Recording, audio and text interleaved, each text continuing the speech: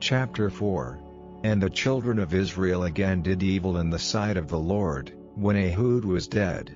And the Lord sold them into the hand of Jabin king of Canaan, that reigned in Hazor, the captain of whose host was Sisera, which dwelt in Harosheth of the Gentiles. And the children of Israel cried unto the Lord, for he had 900 chariots of iron, and 20 years he mightily oppressed the children of Israel. And Deborah, a prophetess, the wife of Lapidoth, she judged Israel at that time, and she dwelt under the palm tree of Deborah between Ramah and Bethel and Mount Ephraim, and the children of Israel came up to her for judgment.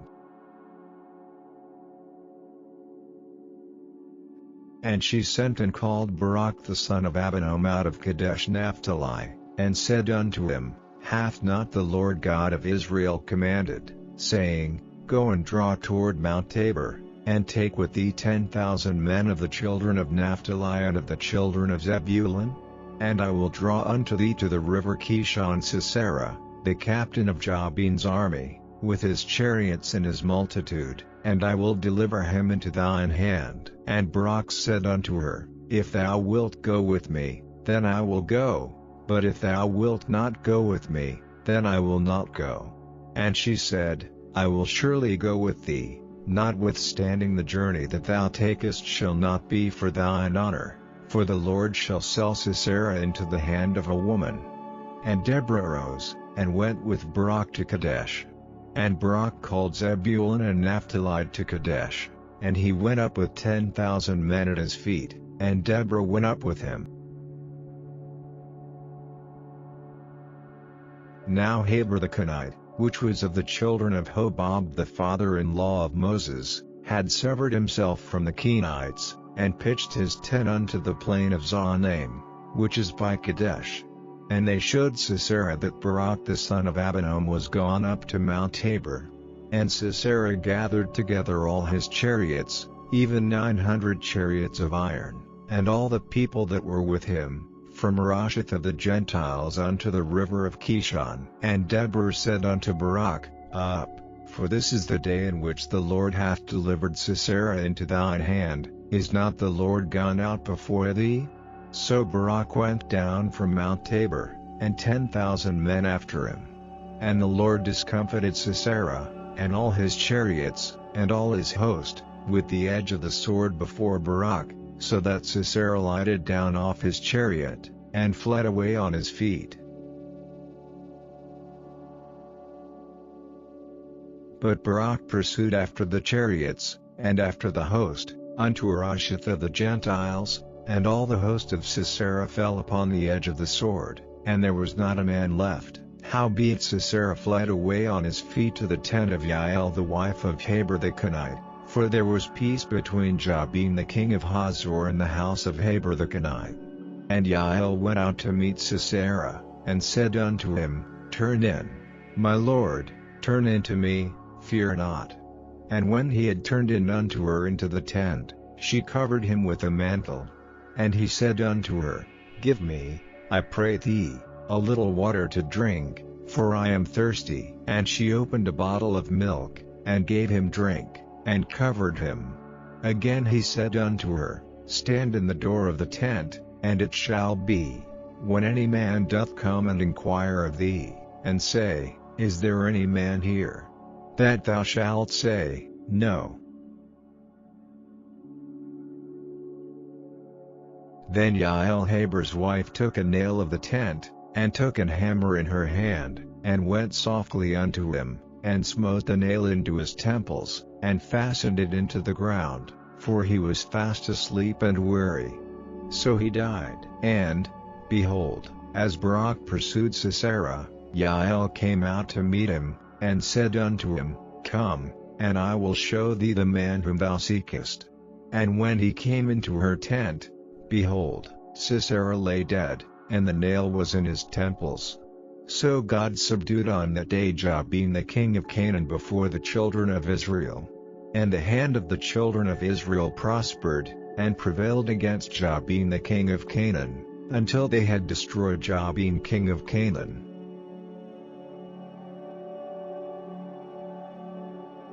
Chapter 5. Then sang Deborah and Barak the son of Abinoam on that day, saying, Praise ye the Lord for the avenging of Israel, when the people willingly offered themselves. Hear, O ye kings, give ear, O ye princes, I, even I, will sing unto the Lord, I will sing praise to the Lord God of Israel. Lord, when thou wentest out of Seir, when thou marchedst out of the field of Edom, the earth trembled, and the heavens dropped, the clouds also dropped water. The mountains melted from before the Lord, even that Sinai from before the Lord God of Israel. In the days of Shamgar the son of Anath, in the days of Yael, the highways were unoccupied, and the travelers walked through byways. The inhabitants of the villages ceased, they ceased in Israel, until that I Deborah arose, that I arose a mother in Israel.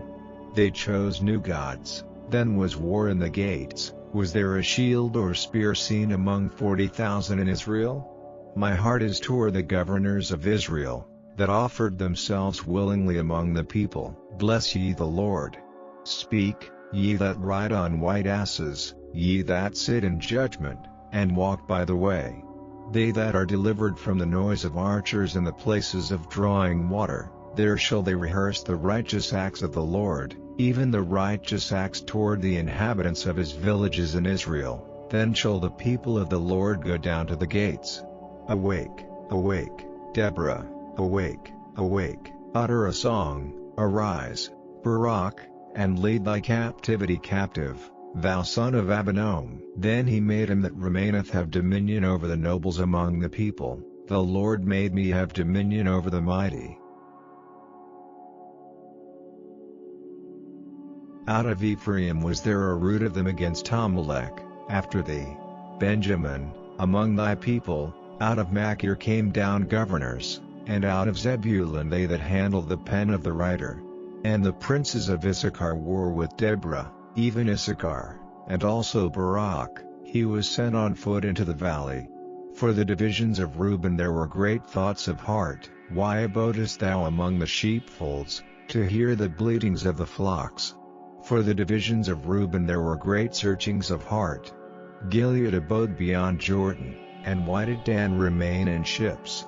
Asher continued on the seashore, and abode in his breaches. Zebulun and Naphtali were a people that jeoparded their lives unto the death in the high places of the field. The kings came and fought, then fought the kings of Canaan and Taanach by the waters of Megiddo. They took no gain of money.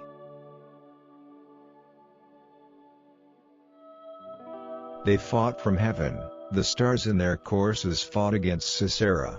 The river of Kishon swept them away, that ancient river, the river Kishon. O my soul, thou hast trodden down strength. Then were the horse hoofs broken by the means of the pransings of their mighty ones. Curse ye Meroz, said the angel of the Lord, curse ye bitterly the inhabitants thereof, because they came not to the help of the Lord, to the help of the Lord against the mighty. Blessed above women shall Yael the wife of Heber the Kenite be, blessed shall she be above women in the tent. He asked water, and she gave him milk, she brought forth butter in a lordly dish. She put her hand to the nail, and her right hand to the workman's hammer, and with the hammer she smote Sisera, she smote off his head, when she had pierced and stricken through his temples. At her feet he bowed, he fell, he lay down, at her feet he bowed, he fell, where he bowed, there he fell down dead. The mother of Sisera looked out at a window, and cried through the lattice, Why is his chariot so long in coming? Why tarry the wheels of his chariots? Her wise ladies answered her, Yea, she returned answer to herself, Have they not sped? Have they not divided the prey? To every man a damsel or two, to Sisera prey of divers colors, a prey of divers colors of needlework, of divers colors of needlework on both sides, meat for the necks of them that take the spoil?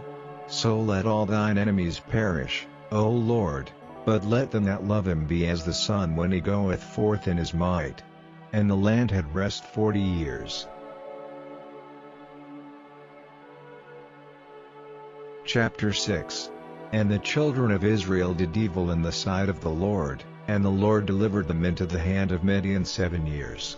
And the hand of Midian prevailed against Israel, and because of the Midianites the children of Israel made them the dens which are in the mountains, and caves, and strongholds.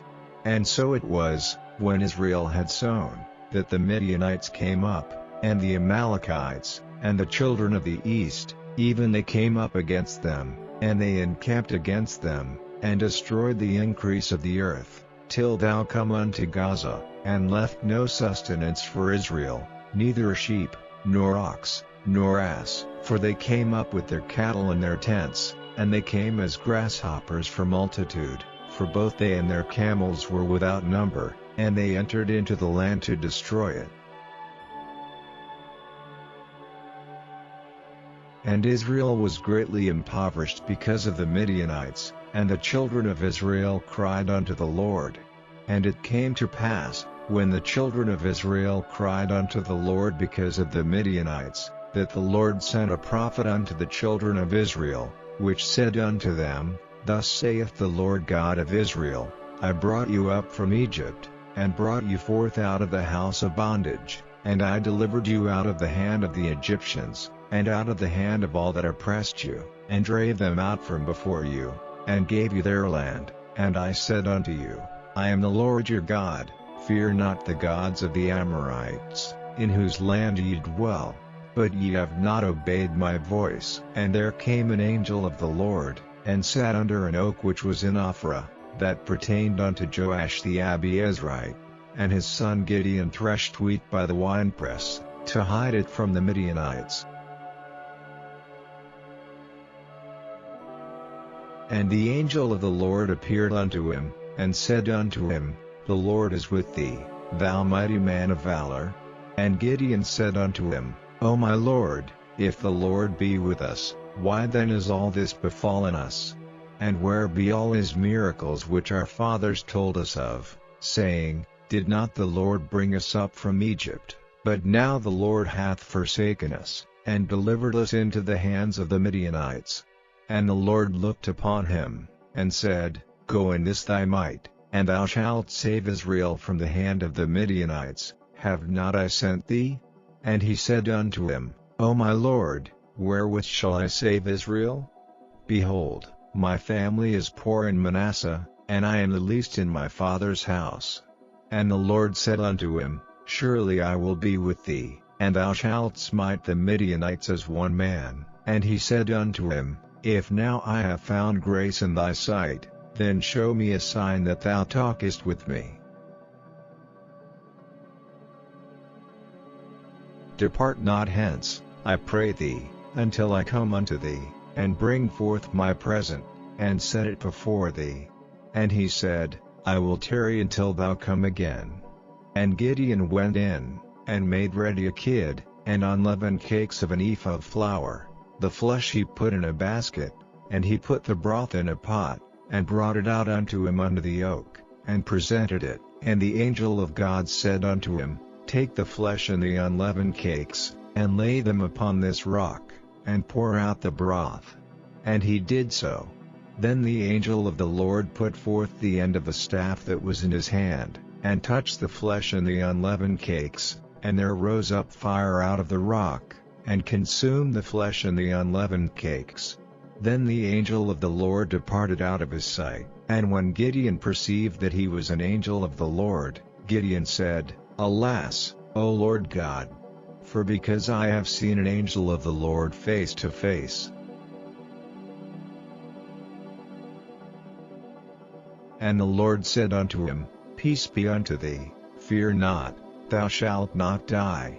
Then Gideon built an altar there unto the Lord, and called it Jehovah Shalom. Unto this day it is yet an offering of the Abiezrites. And it came to pass the same night, that the Lord said unto him, Take thy father's young bullock, even the second bullock of 7 years old, and throw down the altar of Baal that thy father hath, and cut down the grove that is by it, and build an altar unto the Lord thy God upon the top of this rock, in the ordered place. And take the second bullock, and offer a burnt sacrifice with the wood of the grove which thou shalt cut down. Then Gideon took 10 men of his servants, and did as the Lord had said unto him, and so it was, because he feared his father's household, and the men of the city, that he could not do it by day, that he did it by night.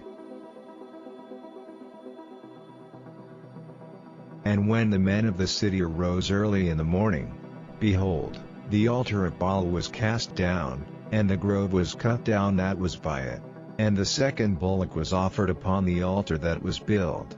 And they said one to another, Who hath done this thing? And when they inquired and asked, they said, Gideon the son of Joash hath done this thing. Then the men of the city said unto Joash, Bring out thy son, that he may die, because he hath cast down the altar of Baal, and because he hath cut down the grove that was by it. And Joash said unto all that stood against him, Will ye plead for Baal? Will ye save him? He that will plead for him, let him be put to death whilst it is yet morning. If he be a god, let him plead for himself, because one hath cast down his altar. Therefore on that day he called him Jerubbaal, saying, Let Baal plead against him, because he hath thrown down his altar. Then all the Midianites and the Amalekites and the children of the east were gathered together, and went over, and pitched in the valley of Jezreel. But the Spirit of the Lord came upon Gideon, and he blew a trumpet, and Abiezer was gathered after him. And he sent messengers throughout all Manasseh, who also was gathered after him, and he sent messengers unto Asher, and unto Zebulun, and unto Naphtali, and they came up to meet them. And Gideon said unto God, If thou wilt save Israel by mine hand, as thou hast said, behold, I will put a fleece of wool in the floor, and if the dew be on the fleece only, and it be dry upon all the earth beside, then shall I know that thou wilt save Israel by mine hand, as thou hast said. And it was so, for he rose up early on the morrow, and thrust the fleece together, and wringed the dew out of the fleece, a bowl full of water.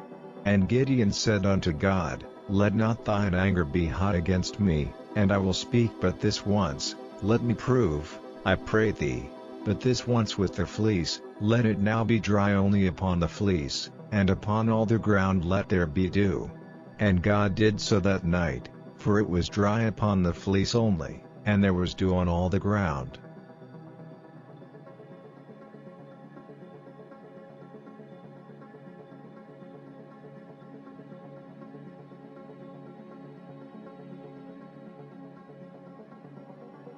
न्यायियों की पुस्तक अध्याय 4।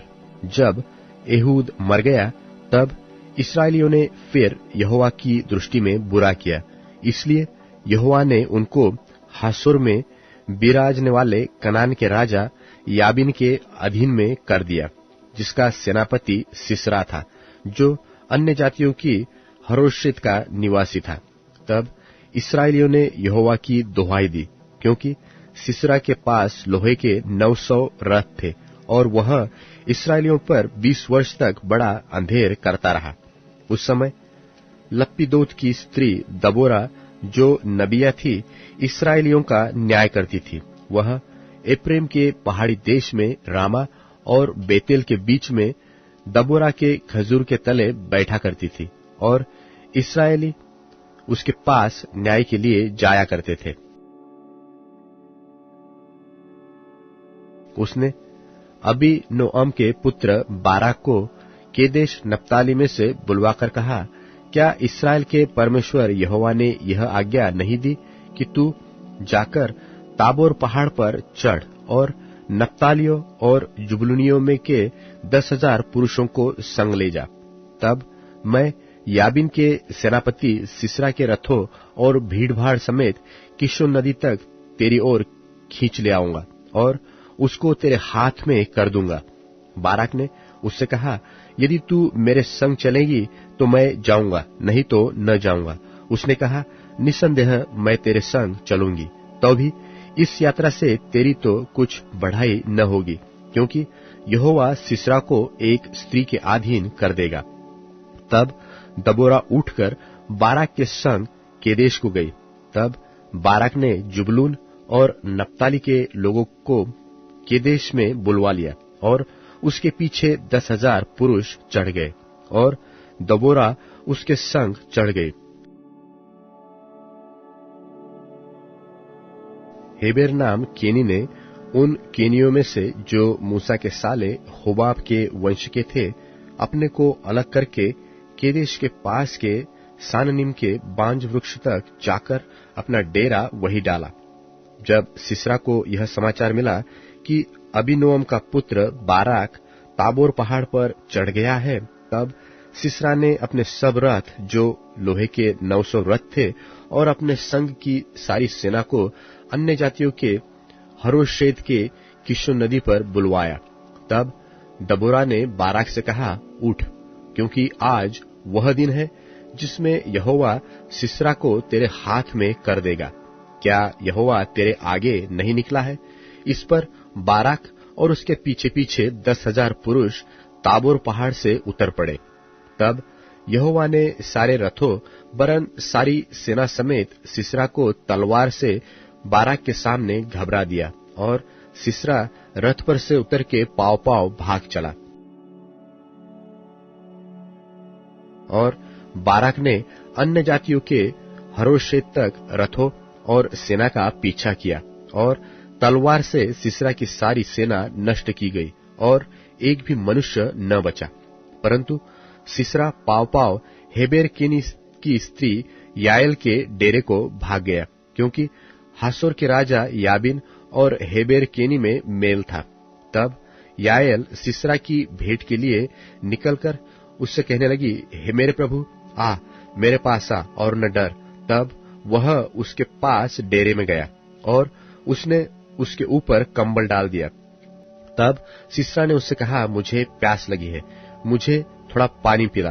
तब उसने दूध की कुप्पी खोलकर उसे दूध पिलाया और उसको ओढ़ा दिया। तब उसने उससे कहा, डेरे के द्वार पर खड़ी रह, और यदि कोई आकर तुझसे पूछे कि यहाँ कोई पुरुष है, तब कहना, कोई भी नहीं। इसके बाद हेबेर की स्त्री याएल ने डेरे की एक खुंटी ली और अपने हाथ में एक हथौड़ा भी लिया और दबे पांव उसके पास जाकर खुंटी को उसकी कनपटी में ऐसा ठोक दिया कि खुंटी पार होकर भूमि में धंस गई। वह तो थका था ही, इसलिए गहरी नींद में सो रहा था, सो वह मर गया। जब बाराक सिसरा का पीछा करता हुआ आया, तब याएल उससे भेंट करने के लिए निकली और कहा, इधर आ, जिसका तू खोजी है उसको मैं तुझे दिखाऊंगी। तब उसने उसके साथ जाकर क्या देखा कि सिसरा मरा पड़ा है और वह खुंटी उसकी कनपटी में गड़ी है। इस प्रकार परमेश्वर ने उस दिन कनान के राजा याबिन को इस्राएलियों के सामने नीचा दिखाया और इस्राएली कनान के राजा याबिन पर प्रबल होते गए, यहाँ तक कि उन्होंने कनान के राजा याबिन को नष्ट कर डाला। न्यायों की पुस्तक अध्याय 5। उस दिन दबोरा और अबीनोअम के पुत्र बाराक ने यह गीत गाया कि इस्राएल के अगुओं ने जो अगुवाई की और प्रजा जो अपनी इच्छा से भरती हुई, इसके लिए यहोवा को धन्यवाद कहो। हे राजाओं सुनो, हे अधिपतियों कान लगाओ, मैं आप यहोवा के लिए गीत गाऊंगी। इस्राएल के परमेश्वर यहोवा का मैं भजन करूंगी। हे यहोवा, जब तू सेईर से निकल चला, जब तूने एदोम के देश से प्रस्थान किया, तब पृथ्वी डोल उठी और आकाश टूट पड़ा, बादल से भी जल बरसने लगा। यहोवा के प्रताप से पहाड़, इस्राएल के परमेश्वर यहोवा के प्रताप से वह सीनै पिघलकर बहने लगा। अनात के पुत्र शमगर के दिनों में और याएल के दिनों में सड़कें सुनी पड़ी थी और बटोही पगडंडियों से चलते थे। जब तक मैं दबोरा न उठी, जब तक मैं इस्राएल में माता होकर न उठी, तब तक गाव सुने पड़े थे। नए नए देवता माने गए। उस समय फाटकों में लड़ाई होती थी। क्या 40,000 इस्राएलियों में भी ढाल व बर्छी कहीं देखने में आती थी? मेरा मन इस्राएल के हाकिमों की ओर लगा है, और जो प्रजा के बीच में अपनी ही इच्छा से भर्ती हुए। यहोवा को धन्य कहो। हे उजली गधियों पर चढ़ने वालों, हे फर्शों पर विराजने वालों, हे मार्ग पर पैदल चलने वालों, ध्यान रखो, पनघटों के आसपास धनुर्धारियों की बात के कारण वहां वे यहोवा के धर्ममय कामों का, इस्राएल के लिए उसके धर्ममय कामों का बखान करेंगे। उस समय यहोवा की प्रजा के लोग फाटकों के पास गए। जाग जाग हे दबोरा, जाग जाग, गीत सुना। हे बाराक, उठ। हे अबीनोअम के पुत्र, अपने बंधुओं को बंधुआई में ले चल। उस समय थोड़े से रईस प्रजा समेत उतर पड़े। यहोवा शूरवीरों के विरुद्ध मेरे हित उतर आया। एप्रैम में से वे आए जिसकी जड़ अमालेक में है। हे बिन्यामीन, तेरे पीछे तेरे दलों में माकिर में से हाकिम और जबलून में से सेनापति का दंड लिए हुए उतरे, और इस्साकार के हाकिम दबोरा के संग हुए। जैसा इस्साकार वैसा ही बाराक भी था। उसके पीछे लगे हुए वे तराई में झपट कर गए। रूबेन की नदियों के पास बड़े बड़े काम मन में ठाने गए। तू चरवाहों का सीटी बजाना सुनने को भेड़शालों के बीच क्यों बैठा रहा? रूबेन की नदियों के पास बड़े काम सोचे गए। गिलाद यरदन पार कर गया, और दान क्यों जहाजों में रह गया? आशेर समुद्र के तीर पर बैठा रहा, और उसकी खाड़ियों के पास रह गया। जबलून अपने प्राण पर खेलने वाले लोग ठहरे। नप्ताली भी देश के ऊंचे ऊंचे स्थानों पर वैसा ही ठहरा। राजा आकर लड़े। उस समय कनान के राजा मगिदो के सोतों के पास तानाक में लड़े, पर रुपयों का कुछ लाभ न पाया।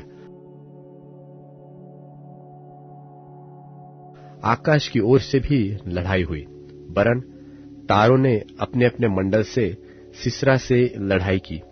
किशोन नदी ने उनको बहा दिया, अर्थात वही प्राचीन नदी जो किशोन नदी है। हेमन हियाव बांधे आगे बढ़।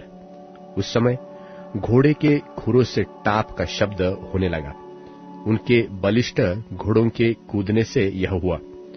यहोवा का दूत कहता है कि मेरोज को शाप दो, उसके निवासियों को भारी शाप दो, क्योंकि वे यहोवा की सहायता करने को, शूरवीरों के विरुद्ध यहोवा की सहायता करने को न आए। सब स्त्रियों में से केनी हेबेर की स्त्री याएल धन्य ठहरेगी। डेरों में से रहने वाली सब स्त्रियों में वह धन्य ठहरेगी। सिसरा ने पानी मांगा, उसने दूध दिया। रईसों के योग्य बर्तन में वह मक्खन ले आई। उसने अपना हाथ खुंटी की ओर, अपना दाहिना हाथ बढ़ई के हथौड़े की ओर बढ़ाया, और हथौड़े से सिसरा को मारा। उसके सिर को फोड़ डाला, और उसकी कनपटी को आर पार छेद दिया। उस स्त्री के पांव पर वह झुका, वह गिरा, वह पड़ा रहा। उस स्त्री के पांव पर वह झुका, वह गिरा, जहां झुका वही मरा पड़ा रहा। खिड़की में से एक स्त्री झांककर चिल्लाई। सिसरा की माता ने झिलमिली की ओट से पुकारा कि उसके रथ के आने में इतनी देर क्यों लगी? उसके रथों के पहियों को अबेर क्यों हुई है? उसकी बुद्धिमान प्रतिष्ठित स्त्रियों ने उसे उत्तर दिया, वरन उसने अपने आप को इस प्रकार उत्तर दिया कि क्या उन्होंने लूट पाकर बाट नहीं ली? क्या एक एक पुरुष को एक एक वरन दो दो कुंवारियां, और सिसरा को रंगे हुए वस्त्र की लूट, वरन बूटे काढ़े हुए रंगीले वस्त्र की लूट, और लूटे हुओं के गले में दोनों और बूटे काढ़े हुए रंगीले वस्त्र नहीं मिले? हे यहोवा, तेरे सब शत्रु ऐसे ही नाश हो जाए, परंतु उसके प्रेमी लोग प्रताप के साथ उदय होते हुए सूर्य के समान तेजोमय हो। फिर देश में 40 वर्ष तक शांति रही। न्यायों की पुस्तक अध्याय 6। अब इस्राएलियों ने यहोवा की दृष्टि में बुरा किया, इसलिए यहोवा ने उन्हें मिद्यानियों के वश में 7 वर्ष कर रखा, और मिद्यानी इस्राएलियों पर प्रबल हो गए। मिद्यानियों के डर के मारे इस्राएलियों ने पहाड़ों के गहरे खड्डों और गुफाओं और किलों को अपने निवास बना लिए, और जब जब इस्राएली बीज बोते तब तब मिद्यानी और अमालेकी और पूर्वी लोग उनके विरुद्ध चढ़ाई करके अज्जा तक छावनी डालकर भूमि की उपज नाश कर डालते थे, और इस्राएलियों के लिए न तो कुछ भोजन वस्तु और न भेड़ बकरी और न गाय बैल और गधा छोड़ते थे, क्योंकि वे अपने पशुओं और डेरों को लिए हुए चढ़ाई करते और टिड्डियों के दल के समान बहुत आते थे, और उनके ऊंट की भी अनगिनत होते थे, और वे देश को उजाड़ने के लिए उसमें आया करते थे।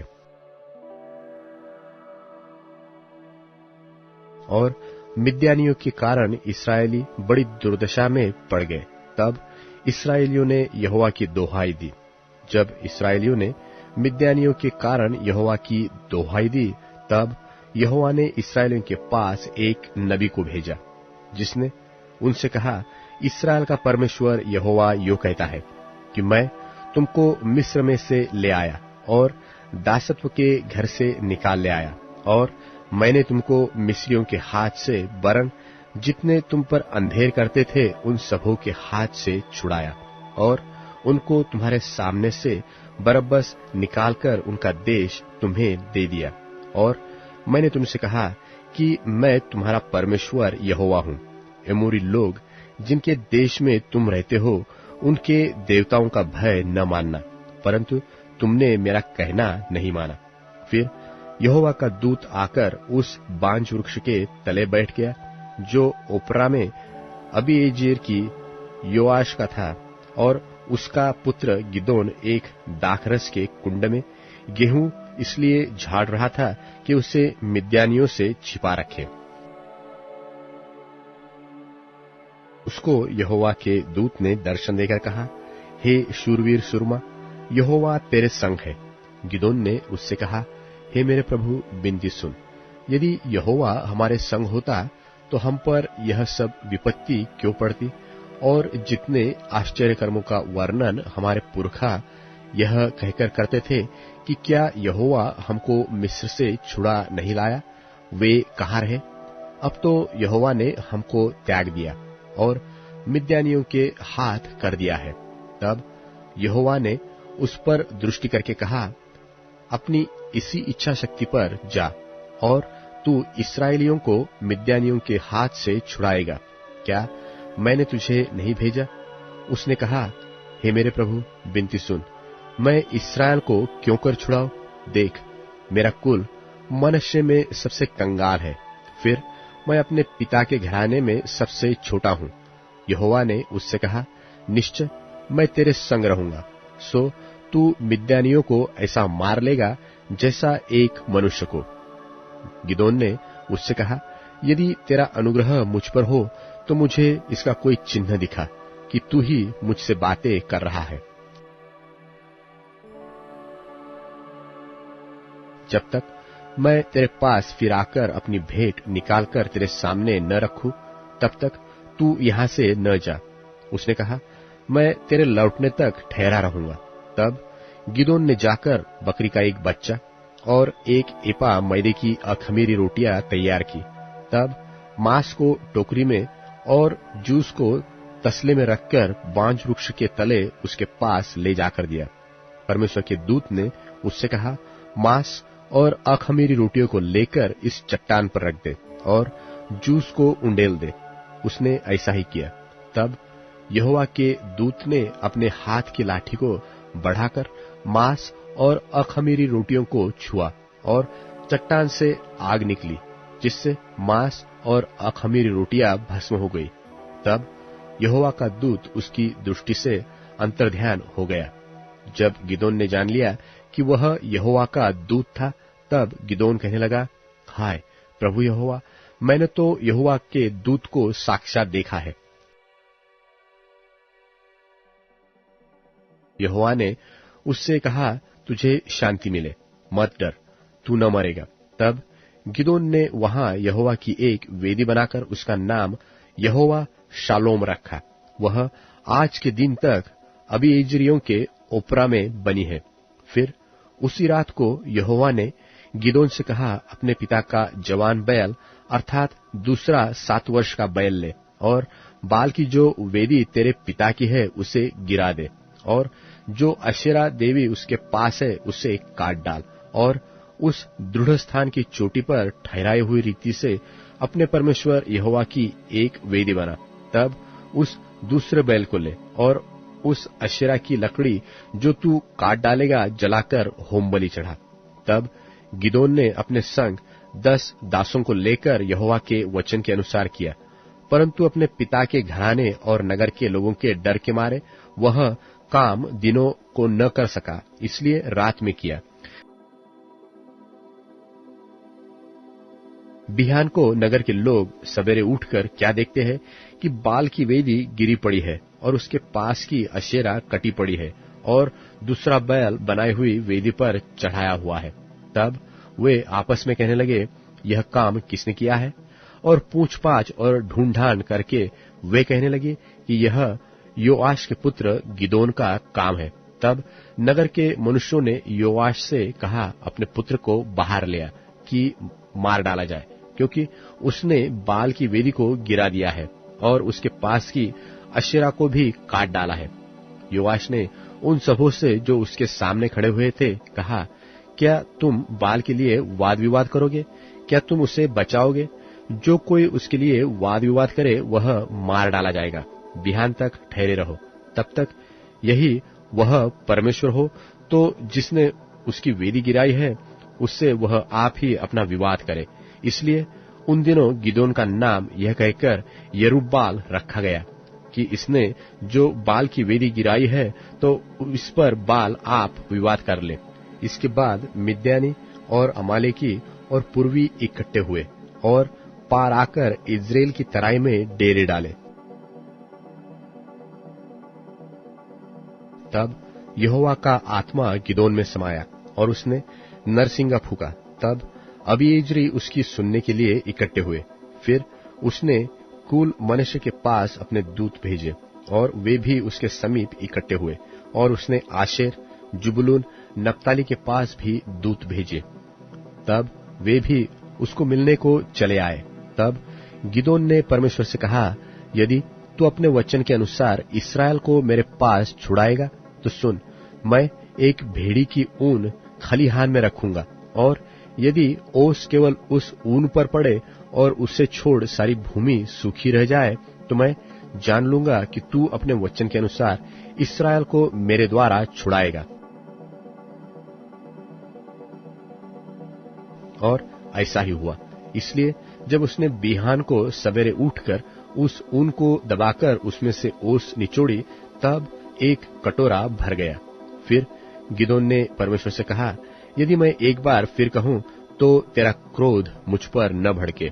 मैं इस ऊन से एक बार और भी तेरी परीक्षा करूं, अर्थात केवल उस ऊन ही सूखी रहे और सारी भूमि पर ओस पड़े। उस रात को परमेश्वर ने ऐसा ही किया, अर्थात केवल ऊन ही सूखी रही और सारी भूमि पर ओस पड़ी।